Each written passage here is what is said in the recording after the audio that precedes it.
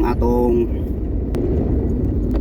ministry so nang hinahinayan og trabaho. So isita tag mga area nga pwede ta makahimo og feeding sa mga bata, especially na gid kanang mga homeless. Wala mga ginikanan nga nagatiman. May atong mga target karon no. Atong ginatanaw-tanaw asa ta pwede maka kuan ni. Asa ta pwede makasugod. Kaya nakita na to daghang kayo sa palibot. Mga homeless nga mga bata, wa insaktong kaon. Di na to sila mapakaon o punta gud tong hapon gyud, pero at least sa isa ka semana pa bidingan na to sila.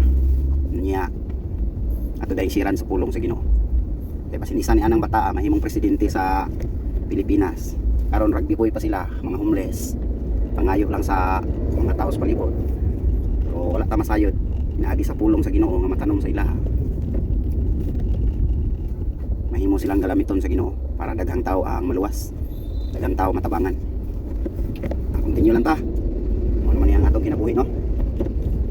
Nalbaho ta para sa atong family, ma-provide ang atong pagkinahanglan.